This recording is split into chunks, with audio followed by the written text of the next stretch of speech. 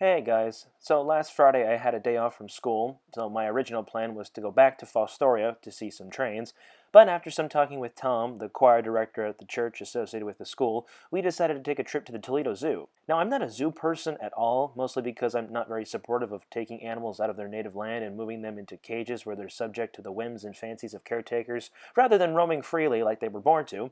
But Tom explained that most of the animals in the zoo had been rescued from the wild after an injury or some other form of hardship as a means of conserving them. I had heard so many good things about the zoo before I came, and truth be told, virtually all of them were correct. It's very clean, there's a lot of variety, but it's all very close together and does not require a whole lot of walking.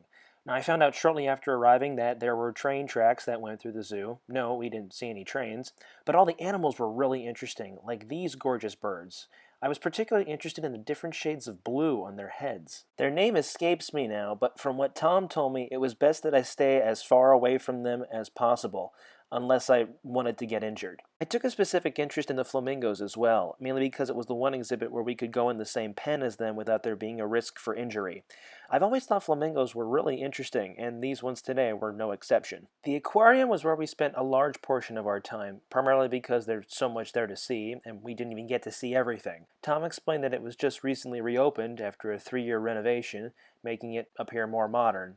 But it had so many interesting things, like this tank of translucent jellyfish, which had a color-changing light in it. Nemo! Some of the bigger tanks were filled with a huge variety of fish, like this one with this eel-like looking fish that kept swimming around in circles. Dory! And then there was this guy, who didn't move at all during the 5 minutes that we stood there staring at him. Outside were the penguins, or as Tom calls them, the perpetual tuxedos. We then walked along some bird sanctuaries where I saw this awesome-looking pheasant, and then we stopped over by the primates and saw the orangutans.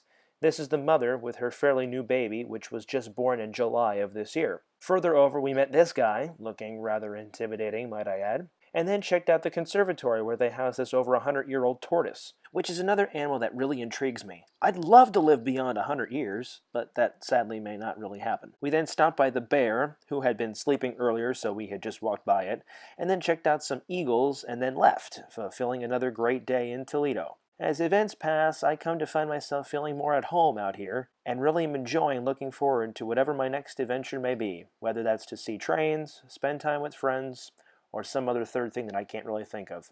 But anyway, take care, have a wonderful weekend, and I'll see you guys next week.